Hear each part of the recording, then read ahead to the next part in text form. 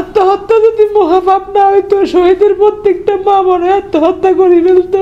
আমি তৃপ্তি পুরাই কবে ঘুমাইছি জানি না, আমার ঘুম আসে না। আল্লাহ, প্রত্যেকটা জালিমের যদি সন্তান থাকে তাদের বুকটা আমার মতো খালি হোক। স্ত্রী তো গুলি খাইছে, আমি এত গায়ে লাগাই না। আমি ভাবছি মনে হয় এমনি গুলি খাইছে।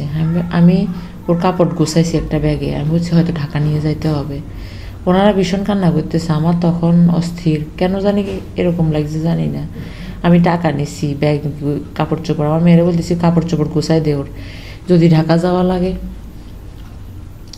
কিন্তু সবাই কান্নাকাটি করতেছে, আমি তো বুঝতেছি না। পুরা ফেনী টাউন দৌড়াইলাম, কোনো দিক দিয়ে ঢুকতে দেয় না, হাহাকার করে দৌড়াইলাম। এদিক দিয়ে গেলে ওই দিক দিয়ে ফিটে, এদিক দিয়ে গেলে এদিক দিয়ে।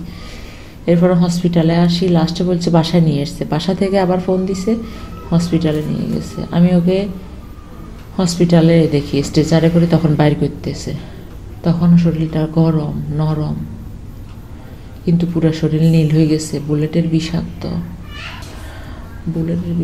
বিষে। যে জালিমরা ওই দিন উপস্থিত ছিল এই ছাত্রদের বিরুদ্ধে, যত জালিম উপস্থিত ছিল, আল্লাহ, প্রত্যেকটা জালিমের যদি সন্তান থাকে তাদের বুকটা আমার মতো খালি হোক। আমি আল্লাহর কাছে, এটা যদি আমার অপরাধ হয়, গুনাহ হয়, হোক। আমার রাতের ঘুম নেই, আমার ওর পড়ার টেবিলের দিকে আমি তাকাতে পারি না, ওর বেডের দিকে আমি তাকাতে পারি না। সবাই ঘুমায়, আমি ঘুমাই না। আমি বিকালে একটু তৃপ্তির ঘুম কবে গেছি আমি জানি না। আমার ভয় লাগে ঘুমাইলে, আমার মনে হয় যে আমার বুকের ভিতর জ্বলা স্টার্ট হবে। আমি বিকালে ভয়ে ঘুমাই না।